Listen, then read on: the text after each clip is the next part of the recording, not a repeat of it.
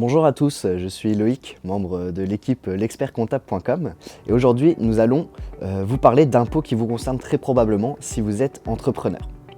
Notre objectif est d'aborder avec vous deux taxes, à savoir la CVAE et la CFE.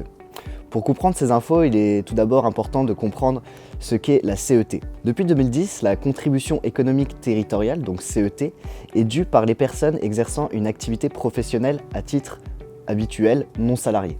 C'est en quelque sorte une enveloppe qui comprend à la fois la CFE et la CVAE. Tout d'abord, nous allons voir la contribution foncière des entreprises, donc CFE, qui est une taxe à payer chaque année en décembre. La CFE est basée uniquement sur les biens soumis à la taxe foncière. Cette taxe est donc due dans chaque commune où l'entreprise dispose soit des bureaux, des locaux ou encore des terrains. Vous allez me dire comment se calcule la CFE.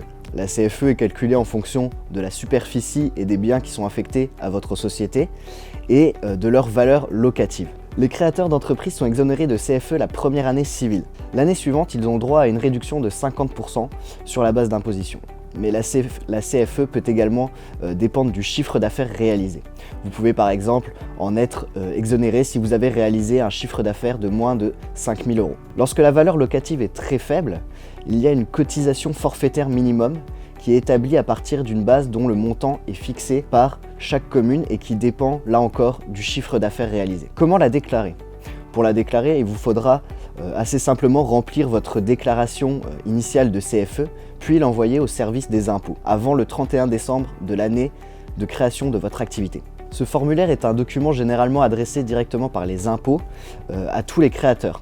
Ensuite, il n'y aura plus de nouvelles déclarations de CFE à faire, sauf qu'en cas de changement concernant l'entreprise, je pense notamment à un changement d'adresse, un changement de domiciliation. Nous allons maintenant voir qu'est-ce que la CVAE. La CVAE est une taxe qui s'applique aux personnes redevables de la CFE en tenant compte de deux paliers relatifs à leur chiffre d'affaires. Si celui-ci va dépasser les 152 500 €, dans ce cas, vous devrez uniquement procéder à une déclaration de CVAE, mais pas la première année. Dans le cas où votre chiffre d'affaires atteindrait les 500 000 €, vous devrez alors payer le montant de cotisation calculé. Comment calculer la CVAE ? La CVAE est calculée en fonction du chiffre d'affaires et de la valeur ajoutée produite au cours de l'année d'imposition.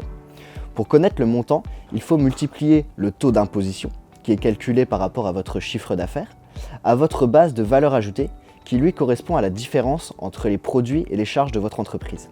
Voilà, vous savez maintenant tout en ce qui concerne la CFE et la CVAE. Cette vidéo est désormais terminée. N'hésitez pas à liker si elle vous a plu et à mettre un petit commentaire ou nous contacter si vous reste des questions. Je vous dis à très bientôt.